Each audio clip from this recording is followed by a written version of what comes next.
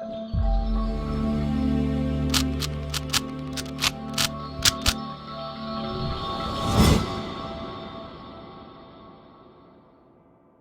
Guys, welcome to विवा classes part 2 let's continue, जिसमें हम आफ्टर 12th जितने भी सब्जेक्ट्स की हमें नॉलेज है हम आप लोगों तक पहुंचाने की पूरी कोशिश कर रहे हैं। और आई होप आपको हमारी वीडियोस अच्छी लगती हैं, और अगर आपको हमारी वीडियोस बेनिफिशियल लग रही हैं तो प्लीज अपना वैल्यूबल फीडबैक हमें जरूर दीजिए। तो चलिए, आज हम reconciliation of cost and financial account का पार्ट 3 और आखिरी पार्ट आपके साथ डिस्कस करेंगे, जिसमें हम 2 और अच्छे एग्जाम्पल लेंगे।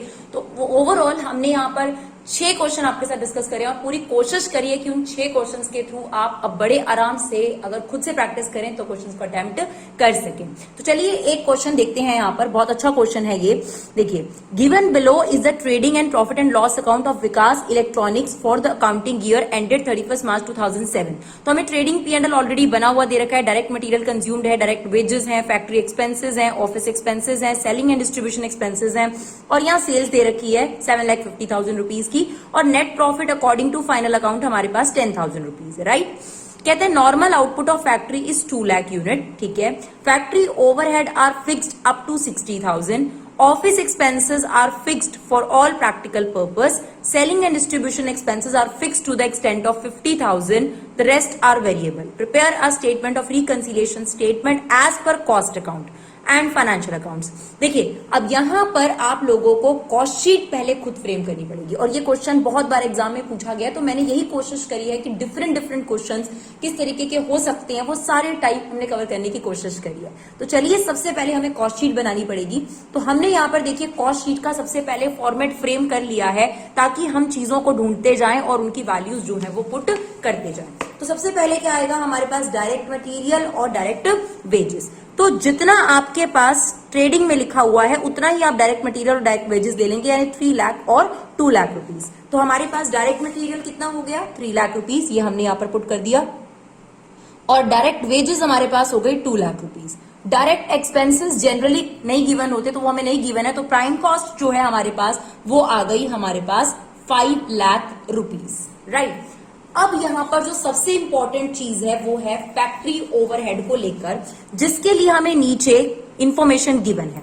तो इसमें हमें कहा गया है कि फैक्ट्री एक्सपेंसेस यानी एक्चुअल एक्सपेंस तो 1,20,000 हुए, जो कि आपको P&L में नजर आ रहे हैं, लेकिन आप लोगों को पता है कि कॉस्ट अकाउंट में हम एस्टिमेटेड अमाउंट लिखते हैं। उसके लिए उसने बोला factory overhead are fixed up to 60,000, यानी जो 1,20,000 रुपए का आपका खर्चा है, इसमें से हम ये मान के चलें कि 60,000 रुपीज आपके पास फिक्स्ड है, बाकी के क्या है, वेरिएबल है। तो ये क्लासिफिकेशन हम सबसे पहले करेंगे और फिर आपको बताएंगे कि कॉस्ट शीट में इसका क्या ट्रीटमेंट होगा। तो अब ध्यान से समझिएगा, आपको जो फैक्ट्री एक्सपेंस है वो दे रखा था 1,20,000, राइट। नीचे हमें एडिशनल इन्फॉर्मेशन में दे रखा है कि जो फिक्स्ड फैक्ट्री ओवरहेड है वो 60,000 है। तो अगर 60,000 आपके पास फिक्स्ड है तो वेरिएबल कितने हैं, फिक्स 60,000 रुपीज, राइट। अब जो वेरिएबल है उनको आपने एज इट इज रखना है, जो फिक्स्ड है उसको आउटपुट के हिसाब से चेंज करना है। अब जो ये 60,000 रुपीज का आपका फिक्स्ड एक्सपेंस है, ये आपने 2 लाख यूनिट के हिसाब से खर्च करा है, क्योंकि नीचे क्वेश्चन में गिवन था कि आपने कितने यूनिट प्रोड्यूस करी है, 2 लाख यूनिट, ठीक है ना। लेकिन अब हम क्योंकि ये सारा का सारा ट्रेडिंग P&L जो बनाया था 2.5 लाख यूनिट के हिसाब से बनाया था, तो इसको भी वही कन्वर्ट करेंगे। तो हम क्या लिखेंगे, 60,000 जो ये एक्सपेंस है ये 2 लाख यूनिट के लिए। तो 2 लाख यूनिट के लिए अगर फिक्स्ड एक्सपेंसेस 60,000 रुपीज है तो एक यूनिट के लिए कितना होगा, that is 60,000 divided by 2 lakh. तो अगर एक यूनिट के लिए इतना एक्सपेंस होगा तो 2,50,000 यूनिट के लिए कितना होगा, उससे हम इसको मल्टीप्लाई कर देंगे, तो ये आ रहा है आपके पास 75,000 रुपीज। दोबारा से समझिए, 1,20,000 रुपीज टोटल फैक्ट्री एक्सपेंस था जो कि हमने ट्रेडिंग से पिक करा। हमें दे रखा था इसमें फिक्स्ड 60 है, तो वेरिएबल 60 हो गया। अलग बात यह है कि इसमें वेरिएबल को नहीं छेड़ा जाता, फिक्स्ड को चेंज किया जाता है, बिकॉज ये जो फिक्स्ड एक्सपेंस है ये आपको 2 लाख यूनिट के हिसाब से दे रखा है। ये 2 लाख यूनिट आपको कहां गिवन थी, अगर आपको याद हो तो एडजस्टमेंट में। तो देखिए 2 लाख यूनिट जो है वो आपको क्वेश्चन में मेंशन है कि normal output of factory 2 lakh unit है। तो इसी के हिसाब से आपको यहाँ पे ये फिक्स्ड और वेरिएबल दे रखा है, आपको 2,50,000 के हिसाब से इसको कन्वर्ट करना है। सारे एक्सपेंसेस में हम ऐसे ही करेंगे। अभी फिलहाल आपने देखा कि हमने सिर्फ और सिर्फ फैक्ट्री ओवरहेड का कन्वर्जन किया, तो जो फिक्स्ड का अमाउंट यहाँ पर लिखा जाएगा कॉस्ट में है वो है 75 और वेरिएबल लिखा जाएगा 60,000, यानी कुल मिलाकर यहाँ पर आपके पास 1,35,000 रुपीज का जो फैक्ट्री ओवरहेड है वो हम एस्टिमेटेड लिखेंगे, 1,35,000। अब यहाँ पे हमें ओपनिंग वर्क इन प्रोग्रेस और क्लोजिंग वर्क इन प्रोग्रेस जो है वो नहीं दे रखा, तो हम उसे एज इट इज रखेंगे और ये आपके पास हो जाएगा वर्क्स कॉस्ट 6,35,000, जिसे फैक्ट्री कॉस्ट भी कहते हैं, राइट। ये फॉर्मेट अगर आपके पास बना होगा तो आपको टेंशन नहीं है। अब हमें चाहिए ऑफिस एंड एडमिनिस्ट्रेटिव एक्सपेंसेस, तो उसके लिए भी हमें यही इंफॉर्मेशन दे रखी है। तो अगर आप देखेंगे ऑफिस एक्सपेंसेस, देखिए क्वेश्चन में ऑफिस एक्सपेंसेस है 40,000 और नीचे लिखा हुआ है office expenses are fixed for all practical purpose, यानी यहाँ वेरिएबल का कोई भी पोर्शन नहीं है, राइट। तो इसको भी समझते हैं। ये देखिए हमने यहाँ पर ऑफिस एक्सपेंस लिया 40,000, राइट। अब उसने कहा कि सारा का सारा फिक्स्ड है, तो इसका मतलब जो वेरिएबल पोर्शन है वो आपके पास निल है, ठीक है, वेरिएबल पोर्शन निल है और ये 40,000 रुपए फिक्स्ड हो गया। फिक्स्ड को आपको कन्वर्ट करना पड़ेगा, सेम जो आपने यहाँ करा है। 2 लाख के लिए 40,000 रुपीज, तो 2,50,000 रुपीज के लिए कितना, तो अगर आपने यहां से फॉर्मेट समझ लिया है तो 40,000 को 2 लाख यूनिट से डिवाइड कर दीजिए और 2,50,000 यूनिट से क्या कर दीजिए, मल्टीप्लाई। तो आपके पास इसका 2,50,000 के हिसाब से ऑफिस एंड एडमिन एक्सपेंस जो है वो आ जाएगा, दैट इज 50,000 रुपीज। अब ये जो एस्टिमेटेड एक्सपेंस है 50,000 रुपीज का, उसको हमने यहां पर पुट कर दिया। नाउ अब आपके पास कॉस्ट ऑफ प्रोडक्शन आ जाएगा 6,85,000 रुपीज। अब हमें चाहिए ओपनिंग फिनिश गुड और क्लोजिंग फिनिश गुड, तो वो भी क्वेश्चन में हमें नहीं गिवन था, तो वो भी हमने निल ले लिया, तो यही आपके पास COGS आ गया। अब सेलिंग एंड एडमिन एक्सपेंसेस, इसके लिए भी अगर आप देखेंगे क्वेश्चन के अंदर, तो सेलिंग एंड एडमिन एक्सपेंसेस हमें दे रखे थे 80,000 रुपीज और नीचे लिखा हुआ था selling and admin expenses are fixed to the extent of 50,000, यानी 80,000 रुपीज में से 50,000 आपका क्या है, फिक्स्ड है।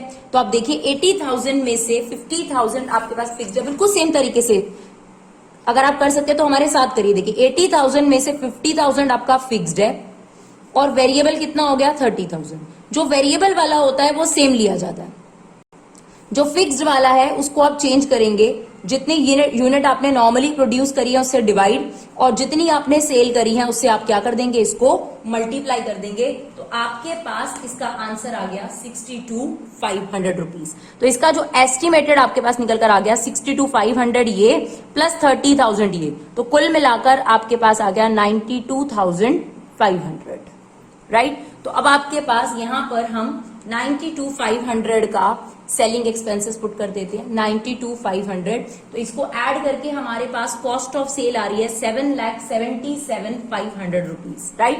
हमने सेल कितने में करी थी, जितनी सेल आपके पास यहां लिखी हुई है वही आप सेल लिखेंगे। देखिए 7,50,000 की ओरिजिनल सेल ही लिखी जाती है, तो 7,50,000 की ही हम यहाँ सेल लिखेंगे। तो हमने यहाँ पर आपके पास सेल का अमाउंट डाल दिया 7,50,000 रुपीज। ऑटोमेटिकली देखिए आपको क्लियर हो गया कि आपकी कॉस्ट ऑफ सेल थी, जो आपने सामान बनाया वो बनाया था 7,77,500 का, और आपकी जो सेल अमाउंट हुई, सेलिंग प्राइस हुआ वो 7,50,000 रुपीज का, यानी आपको यहां पर लॉस हो गया। अब देखिए प्रॉफिट को अगर आप नेगेटिव में लिख देंगे तो ऑब्वियस मीनिंग होता है कि वो क्या है आपके पास, लॉस। तो एज पर कॉस्ट अकाउंट तो 27,500 रुपए का लॉस हो रहा है हमारा, लेकिन अगर हमने फाइनल अकाउंट को देखा था, है ना, फाइनेंशियल अकाउंट को देखा था, तो वहां पर आपका नेट प्रॉफिट आ रहा था। अगर आप देखिए तो 10,000 रुपीज का आपका नेट प्रॉफिट आ रहा था। तो यहाँ 10,000 रुपीज का नेट प्रॉफिट आ रहा है, यहाँ 27,500 का लॉस आ रहा है। रीजन वैसे आपको मोटा मोटा पता है कि जो आपके पास फैक्ट्री ओवरहेड था, ऑफिस एक्सपेंस था और जो सेलिंग एक्सपेंस है, ये जो तीनों एक्सपेंसेस थे ये कॉस्ट शीट में अलग तरीके से करे गए हैं, और अगर T&L की बात करी जाए तो उसमें एक्चुअल है। तो अब उसी को हम रिकंसाइल कर रिकंसिलिएशन स्टेटमेंट में रीजन जानने की कोशिश करेंगे। तो ये क्वेश्चन भी बहुत बार आता है, इसमें बस आपने यही ध्यान रखना है कि आपने कॉस्ट शीट बनानी है, और जो भी आपके पास टोटल एक्सपेंस दे रखा होगा उसमें फिक्स्ड अलग, वेरिएबल अलग। वेरिएबल वाला सेम रहना है, फिक्स्ड वाला यूनिट प्रोड्यूस से डिवाइड और यूनिट सेल से आपने क्या करना है, मल्टीप्लाई करना है। आपको उसका एस्टिमेटेड फिक्स्ड अमाउंट मिल जाएगा। ठीक है जी, चलिए अब इसका रिकंसिलिएशन स्टेटमेंट देखते हैं। चलिए अब हम रिकंसिलिएशन स्टेटमेंट बनाएंगे। तो आपने बस एक काम ये करना है कि आपने जो ट्रेडिंग P&L है और कॉस्ट शीट है उसमें से वो चीजें लिस्ट आउट कर लेनी है जो डिफरेंट है। देखिए डायरेक्ट मटेरियल, डायरेक्ट वेजेस हमने सेम लिखा था, सेल भी हमने सेम लिखा था, तो ये भी सेम था, ये भी सेम था, ये भी सेम था।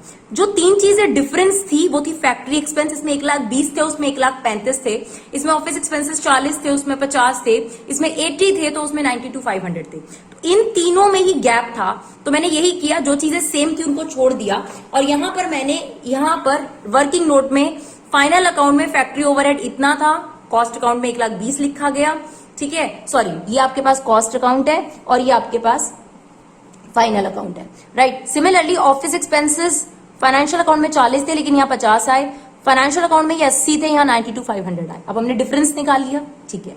अब हमने स्टार्ट किया profit as per final account. तो profit as per final account था 10,000 रुपए और हमारा टारगेट है कॉस्ट अकाउंट, ठीक है। और हमें भी पता है कि लॉस था तो मैंने लिख दिया loss as per cost account, लेकिन हमारा टारगेट कौन है? Cost account. तो अपने सारा फोकस कॉस्ट पे करना है। तो अब देखिए यहाँ पर 1,20,000 था, यहाँ 1,35,000 था, तो यहाँ 15,000 रुपए का खर्चा आपने एक्स्ट्रा दिखा रखा था। अगर आपने 15,000 रुपए का खर्चा एक्स्ट्रा दिखा रखा है तो उससे कॉस्ट का प्रॉफिट कम आया होगा।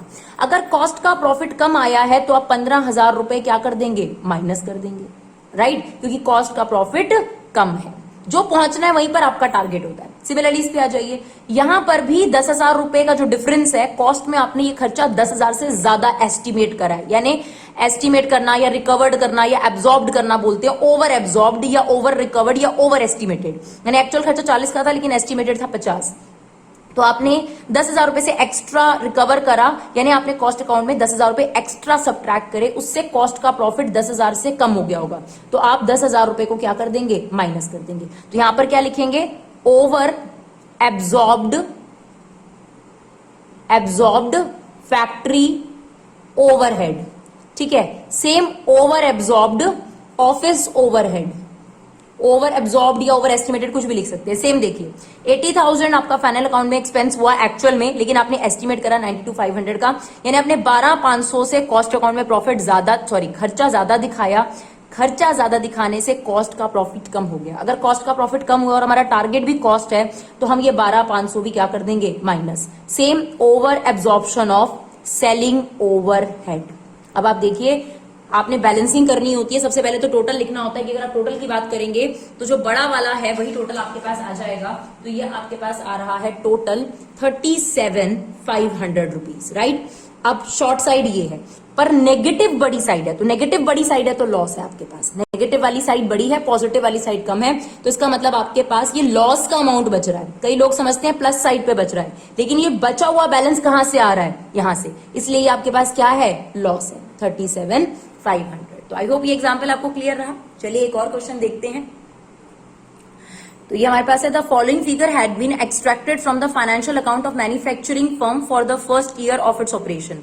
डायरेक्ट मटेरियल कंजम्पशन दे रखी है, डायरेक्ट वेजेस दे रखा है, फैक्ट्री ओवरहेड दे रखा है, एडमिन ओवरहेड दे रखा है, सेलिंग एडमिन ओवरहेड दे रखा है, बैड डेट दे रखी है, preliminary expenses, return of legal charges and आपके पास डिविडेंड रिसीव भी दे रखा है, interest on deposit receive, sale दे रखी है 12 लाख रुपए की, सॉरी 1,20,00,000 रुपए की, क्लोजिंग स्टॉक दोनों का दे रखा है, फिनिश गुड का भी और वर्क इन प्रोग्रेस का भी। नीचे लिखा है the cost account for the same period reveal that direct material consumption was this. यानी ये फाइनल अकाउंट का एक्सट्रैक्ट है आपके पास, पर लिखा भी वही फाइनल अकाउंट का डेटा है। तो ये फाइनल अकाउंट यानी ट्रेडिंग P&L में जाएगा आपके पास, और ये आपके पास डायरेक्ट मटेरियल कंजम्पशन दे रखे 56 लाख की कॉस्ट अकाउंट में जाएगी। Factory overhead 20% of prime cost, okay. Admin overhead 6 rupees per unit of production, okay. Selling overhead are recovered 8% per unit sold. तो ये भी बहुत ही बढ़िया क्वेश्चन है। You are required to prepare costing, financial profit, loss account and then reconcile the difference of, यानी आपको यहां पर कॉस्ट शीट भी बनानी है, ट्रेडिंग P&L भी बनाना है और उसके बाद रिकनसाइल भी करना है। तो चलिए फटाफट से देखिए, हमारा तरीका तो यही, हम पहले कॉस्ट शीट का पूरा फॉर्मेट तैयार कर देते हैं, जो जो चीजें हमें चाहिए होती हैं वो हम ढूंढ लेते हैं। तो आप देखिए सबसे पहले हमको चाहिए डायरेक्ट मटेरियल। तो डायरेक्ट मटेरियल उसने आपको दिया था, ये देखिए 56 lakh rupees, right. Cost account में डायरेक्ट मटेरियल है 56 लाख, क्लियर। तो हम 56 लाख लिख देते हैं ये। अब डायरेक्ट वेजेस के बारे में अगर नहीं बता रखा तो जितनी वेजेस आपको यहां दे रखी है फाइनल अकाउंट में, उतना ही एक्चुअल खर्चा, उतना ही एस्टिमेटेड रहा होगा। तो 30,000 रुपीज हम यहाँ पे लिख देते हैं। डायरेक्ट एक्सपेंसेस जनरली कम होते हैं, तो ये हमने डैश डाल दिया। तो हमारी प्राइम कॉस्ट यहां पर आ गई 86 लाख रुपीज। अब हमें नीचे लिखा हुआ था कि जो फैक्ट्री ओवरहेड है, ये देखिए यहां पर लिखा हुआ है कि जो फैक्ट्री ओवरहेड है 20% ऑन प्राइम कॉस्ट। तो जो आपकी 86 लाख की प्राइम कॉस्ट आई है उसका 20% है ना, प्राइम कॉस्ट का 20%। तो ये हमारा 86 लाख है, इसका 20% हम लोग कर देते हैं, है ना। 86 लाख का 20% दैट इज 17,20,000, ये हमारी प्राइम कॉस्ट आ गई। बाकी हमें ओपनिंग वर्क इन प्रोग्रेस तो नहीं दे रखा, लेकिन क्लोजिंग वर्क इन प्रोग्रेस का ये देखिए, जो अमाउंट दे रखा है आपको 2,40,000 रुपीज, यही हम ले लेंगे, है ना। क्लोजिंग दे रखा था, ओपनिंग नहीं दे रखा। तो closing work in progress 2,40,000 rupees, final account में भी यही है, इसमें भी यही है। और जो चेंजेस वाली चीजें होती हैं उसके बारे में वो नीचे मेंशन कर ही देता है। तो 2,40,000 रुपीज आप माइनस कर दीजिए। तो 86 लाख में इसको प्लस कर देंगे और ये माइनस कर देंगे, तो हमारे पास आ रहा है ये करीब करीब 1,80,00,000, राइट। अब हमें इसमें ऐड करने हैं ऑफिस एंड एडमिन ओवरहेड। तो उसके लिए उसने आपको क्या बोला था, देखिए उसने बोला था admin overhead is 6 rupees unit produced. तो हमें पहले यूनिट प्रोड्यूस निकालनी पड़ेगी। अब उसके लिए आपको एक फॉर्मूला लगाना पड़ेगा। तो क्या फॉर्मूला लगाते हैं वो हम आपको बताते हैं। तो देखिए ये फॉर्मूला हमने आपको कॉस्ट शीट में बताया था, that is unit sold is equal to opening finish unit, यानी आपके पास जो ओपनिंग फिनिश यूनिट होगी प्लस आपने जितनी भी प्रोड्यूस करी है माइनस क्लोजिंग फिनिश यूनिट। तो क्वेश्चन में हमें ये ऑलरेडी मेंशन था कि हमने यूनिट सेल कितनी करी है। ये देखिए 1,20,000 यूनिट आपने सेल करी है और क्लोजिंग 4,000 यूनिट है, ठीक है ना। प्रोड्यूस तो हमें निकालना है, ओपनिंग का बैलेंस नहीं दे रखा था क्वेश्चन में, तो हमने वही सब्स्टिट्यूट करा। Unit sold 1,20,000, opening finish good नहीं है, प्रोड्यूस्ड एक्स है और क्लोजिंग फिनिश गुड जो यूनिट है वो 4,000 है। तो यहाँ पर प्लस हो गई। इसका मतलब आपने प्रोड्यूस कितनी करी थी इस साल, 1,24,000। वैसे आप जनरल भी निकाल सकते हैं कि आपने 1,20,000 यूनिट बेच दी और फिर भी 4,000 यूनिट बची हुई है और पिछले साल की कोई भी नहीं है। तो इसका मतलब आपने कितनी यूनिट प्रोड्यूस करी थी, 1,24,000। अब हमें ये क्यों चाहिए था, क्योंकि उसने बहुत क्लियरली मेंशन किया था कि मेरा जो एडमिन ओवरहेड है वो प्रोडक्शन यूनिट के हिसाब से है। तो मैंने ये यूनिट लिखी और उसने बताया था पर यूनिट 6 रुपीज है, तो हमने इससे मल्टीप्लाई कर दिया। तो ये आपके पास आ गया 7,44,000 रुपीज। अब हम इसे प्लस कर देंगे तो हमारी कॉस्ट ऑफ प्रोडक्शन आ जाएगी, दैट इज 10824,000, राइट। इसके बाद हमें ओपनिंग फिनिश गुड चाहिए जो कि नहीं दे रखा। क्लोजिंग फिनिश गुड की हमें डायरेक्ट वैल्यू दे रखी है, तो हम वही सब्स्टिट्यूट करेंगे। चलिए अब ओपनिंग फिनिश गुड नहीं है, क्लोजिंग फिनिश गुड, ये भी एक बहुत इंपॉर्टेंट एलिमेंट है, इसमें इसकी वैल्यू निकालनी पड़ेगी आपको। And what is the formula, ये भी हमने आपको कॉस्ट शीट में बताया था।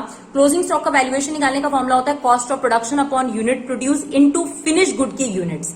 तो कॉस्ट ऑफ प्रोडक्शन ये रहा आपके पास 1,82,04,000, तो वो हमने रख दिया। यूनिट प्रोड्यूस अभी हमने निकाली थी 1,24,000 और आपकी जो 4,000 यूनिट है वो क्लोजिंग में बची हुई थी, उसको मल्टीप्लाई करेंगे तो ये आपके पास क्लोजिंग स्टॉक का वैल्यू आ गया। उसको हम यहाँ लिख देंगे 34, दैट इज 9161। अब आप इसे माइनस कर देंगे तो आपके पास COGS आ जाएगा, दैट इज 1,04,74839। अब सेलिंग एंड एडमिन एक्सपेंस के लिए उसने बहुत क्लियर बोला था कि आपके पास जो सेलिंग एक्सपेंसेस हैं वो 8 पर यूनिट सोल्ड है। तो आपने कितनी यूनिट सोल्ड करी थी, 1,20,000 यूनिट सोल्ड करी थी और एक यूनिट के 8 रुपए वो बोल रहा है। तो ये कितने हो गए आपके पास, 9,60,000 रुपीज। अब आप इसे ऐड कर दीजिए, आपके पास कॉस्ट ऑफ सेल्स आ जाएगी।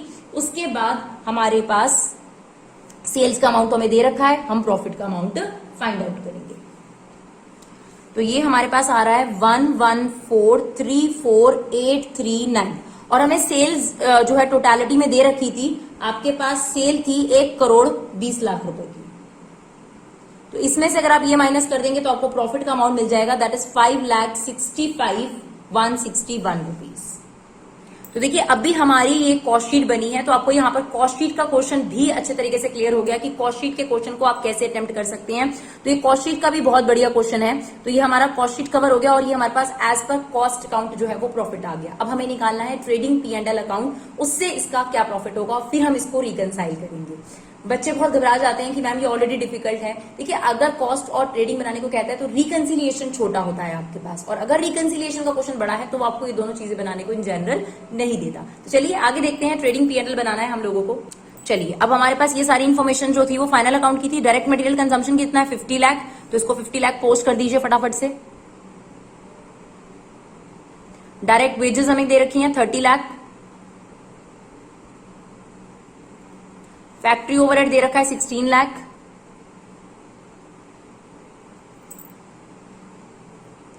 एडमिन ओवरहेड देखिए, एडमिन ओवरहेड दे रखा है आपको 7 lakh rupees. Selling and distribution दे रखा है 9,60,000। बैड डेट भी यही आएगा आपके पास क्योंकि ये ट्रेडिंग भी है और ये P&L अकाउंट भी है ना। तो बैड डेट आ गया हमारे पास 80,000 रुपीज का। फिर हमें दे रखा है प्रीमिलरी एक्सपेंसेस रिटर्न ऑफ, ये भी यहीं आ जाएंगे, दैट इज 40,000 रुपीज। फिर हमें दे रखा है डिविडेंड रिसीव्ड, इंटरेस्ट रिसीव्ड, ये दोनों इनकम है तो ये क्रेडिट साइड पे चली जाएंगी। Dividend received and interest received. Dividend received है हमारा 1 लाख रुपए और इंटरेस्ट रिसीव्ड है हमारे पास 20,000 रुपीज। फिर हमें सेल्स दे रखी है 1,20,000 यूनिट के हिसाब से 1,20,00,000 रुपए की और क्लोजिंग स्टॉक दे रखा है, तो ये हम दोनों चीजें इसमें पुट कर देते हैं, राइट। फटाफट से यहां पर आपके पास आ गया 1,20,00,000 और क्लोजिंग स्टॉक हमें रॉ मटेरियल का दे रखा है 3,20,000, सॉरी फिनिश गुड का हमको दे रखा है 3,20,000 और वर्क इन प्रोग्रेस का हमको दे रखा है 2,40,000 रुपए। एक और खर्चा हमारा यहां पर लग गया, लीगल चार्जेस भी गिवन है, लीगल चार्जेस भी आपके पास यहां आ जाएंगे, 10,000 रुपए के आपके लीगल चार्जेस हैं। एंड देन आप इस अकाउंट को बैलेंस कर लीजिए, तो ये वाली साइड जो है वो बड़ी आ रही है, ठीक है। इसके बाद आपके पास यहां पर बैलेंस बच जाएगा, that is net profit 12,90,000 rupees का। क्या अगर आपने इसका टोटल माइनस इसको आप करेंगे तो 12,90,000 रुपीज का आ जाएगा। प्लीज टोटल कर लीजिएगा। अब देखिए इसको करने के बाद आपने क्या करना है, कॉस्ट और फाइनल अकाउंट को मैच करना शुरू करना है। देखिए सबसे पहला हमने एलिमेंट लिया डायरेक्ट मटेरियल, तो डायरेक्ट मटेरियल कॉस्ट अकाउंट में 56 लाख था, फाइनल अकाउंट में 50 लाख था, तो हमने ये लिस्ट आउट कर लिया। फिर फैक्ट्री ओवरहेड डायरेक्ट वेजेस दोनों में सेम थी। फिर फैक्ट्री ओवरहेड इसमें थे 16 लाख, उसमें थे 17,20,000, यानी जो भी अमाउंट डिफरेंस है उस एक जगह लिस्ट आउट कर लो। एडमिन ओवरहेड भी दोनों के अलग थे तो मैंने दोनों को लिख दिया। क्लोजिंग स्टॉक भी दोनों का अलग था, मैंने वो लिख दिया। उसके बाद कुछ प्योरली फाइनेंशियल टर्म्स थी जो कि कॉस्टिंग में थी ही नहीं, जैसे कि bad debt, preliminary expense, legal charges, dividend received और इंटरेस्ट रिसीव्ड। तो ये सारी वो चीजें ले ली जो कॉस्ट या फिर फाइनल में डिफरेंस करती हैं या फिर सिर्फ प्योरली फाइनेंस में है। ऐसी कोई आइटम नहीं थी जो प्योर कॉस्ट में हो, नहीं तो हम वो भी लिखते हैं। अब इसको हम फटाफट से रिकंसिलिएशन स्टेटमेंट में पोस्ट करना शुरू करते हैं। तो रिकंसिलिएशन स्टेटमेंट में हमने स्टार्ट किया profit as per final account जो कि था 12,90,000। पहली आइटम देखिए, अब आपका फोकस कहां होगा, अगर आप फाइनल अकाउंट से शुरू कर रहे हैं तो आपका फोकस है कॉस्ट अकाउंट, तो आपने सिर्फ कॉस्ट अकाउंट में फोकस करना है। अगर कॉस्ट का प्रॉफिट कम हो रहा है तो माइनस, कॉस्ट का प्रॉफिट बढ़ रहा है तो प्लस। आप देखिए कॉस्ट में आपने 6 लाख रुपए खर्चा एक्स्ट्रा लिखा है तो कॉस्ट का प्रॉफिट कम हो गया होगा, तो आप इसे माइनस में कर दीजिए 6 लाख रुपीज। सिमिलरली आपने एडमिन ओवरहेड भी देखिए 1,20,000 रुपए से एक्स्ट्रा लिखे हैं। देखिए 1,20,000 रुपए आपने एक्स्ट्रा लिखे हैं कॉस्ट में, इससे 1,20,000 रुपए से उसका प्रॉफिट कम हो गया होगा, तो आपने इसे भी क्या कर दिया, माइनस कर दिया। देखिए हम यहां लिखना भूल गए हैं, इसे लिख दीजिएगा 1,20,000, ये माइनस का हो गया आपके पास, राइट। उसके बाद क्लोजिंग स्टॉक को देखिए, आपने क्लोजिंग स्टॉक एक्स्ट्रा लिखा है। क्लोजिंग स्टॉक को हमने आपको पहले भी बताया, it is treated as income. तो अगर आपने इसको एक्स्ट्रा लिखा है 29,161 से, तो कॉस्टिंग का प्रॉफिट बढ़ गया होगा, तो आप 29,161 को कहां डाल देंगे, प्लस आइटम में, राइट। सिमिलरली बेड डेट, अब बेड डेट से फाइनल अकाउंट का प्रॉफिट कम हुआ होगा, लेकिन कॉस्ट में तो आपने लिखा ही नहीं। सेम प्रीमियरी एक्सपेंसेस और लीगल चार्जेस, इन तीनों का सेम इंपैक्ट है, इन तीनों को आपने कॉस्ट में नहीं लिखा, तो इन तीनों की वजह से कॉस्ट का प्रॉफिट बढ़ गया। और अगर इन तीनों की वजह से कॉस्ट का प्रॉफिट बढ़ गया तो इन तीनों को हम क्या कर देंगे, ऐड कर देंगे। बिल्कुल सेम लॉजिक डिविडेंड रिसीव और इंटरेस्ट रिसीव, इन तीनों को आपने फाइनेंस में तो ऐड किया लेकिन आपने कॉस्ट में ऐड नहीं करा। कॉस्ट में ऐड ना करने से कॉस्ट का प्रॉफिट कम है, और अगर कॉस्ट का प्रॉफिट कम है तो आप टोटल 1,20,000 रुपीज क्या कर देंगे, यहां पर माइनस कर देंगे, फिर आप बैलेंसिंग करेंगे। तो इसकी जो प्लस साइड है वो ज्यादा आ रही होगी और आपके पास यहां पर बैलेंस बच जाएगा प्रॉफिट